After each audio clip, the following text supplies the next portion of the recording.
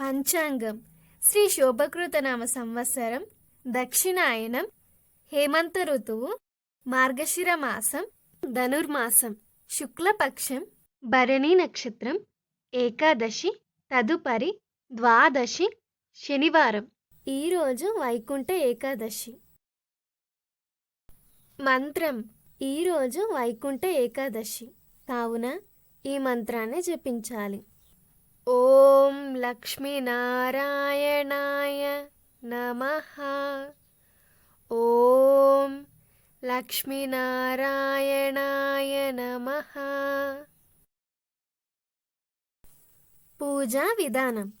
ఈరోజు ఉదయాన్నే మహావిష్ణుమూర్తి ఆలయానికి వెళ్ళి దర్శనం చేసుకోవాలి. ఇంట్లోనే పూజించేవారు పూజ గదిలో లక్ష్మీనారాయణులకు పూజించి కమల పుష్పాలతో అర్చించాలి. తదనంతరం కమల వత్తులు వేసి దీపాలు వెలిగించాలి. విష్ణు సహస్రనామ స్తోత్రం పారాయణం చేయాలి. పారాయణం చేయడం వలన మహాశక్తిని అందిస్తుంది. వీలైతే లక్ష్మీనారాయణుల విగ్రహాన్ని ఒక కంచంలో పెట్టి పూజించి తదనంతరం ఆ కంచాన్ని గుమ్మం బయట పెట్టి హారతి ఇచ్చి పూజించాలి. ఇలా చేయడం వలన దేవతలు ఇంట్లో అడుగు పెడతారట. హారతి ఇచ్చి పూజించాక ఆ కంచంలో నుంచి తీసి యథాస్థానంలో పెట్టాలి. ఇలా చేయడం వలన వైకుంఠ ద్వారాలు తెరిచి ఇంటికి లక్ష్మీనారాయణులు ప్రవేశిస్తారని నమ్మకంతో ఉండాలి.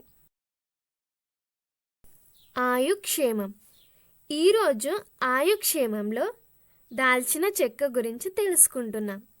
దాల్చిన చెక్క రక్తాన్ని శుద్ధి చేస్తుంది మరియు రక్తాన్ని పల్చగా చేస్తుంది.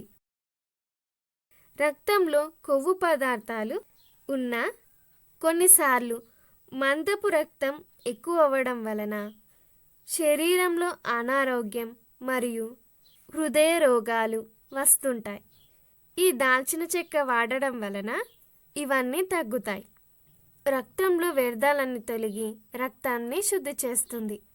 వాడే పద్ధతి: నిద్రపోకముందు ఒక గాజు గ్లాసులో నీరు పోసి దానిలో దాల్చిన చెక్క వేసి రాత్రంతా నానబెట్టాలి.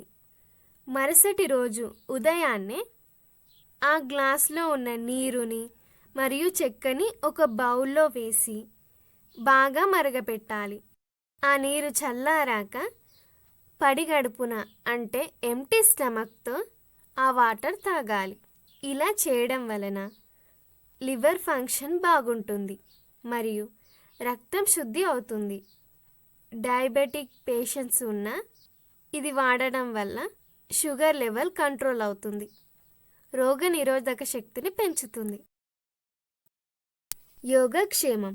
జపించే ఆసనం అంటే జపించే చాప లాంటిది కొంటుంటారు. తులసి మాలని కొంటుంటారు. దీని వలన ఆధ్యాత్మిక శక్తి పెరుగుతుంది. ఈరోజు ఏకాదశి కావున ఇలాంటివి కొంటుంటారు. ఈరోజు శాలిగ్రామాన్ని దానంగా ఇవ్వాలి. ఇలా ఇవ్వడం వలన చాలా పుణ్యం కలుగుతుంది. లేదా తులసి మాలను దానంగా ఇవ్వాలి. సాయంత్రం లోపు బ్రాహ్మణులకు ఏదైనా దానం ఇవ్వాలి లేదా వస్త్రదానం చేయాలి.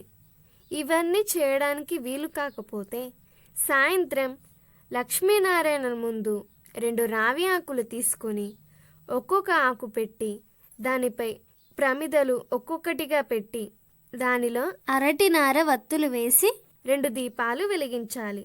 నైవేద్యంగా పాలు, తేనె మరియు అరటి పండు కలిపి పెట్టి పూజించాలి.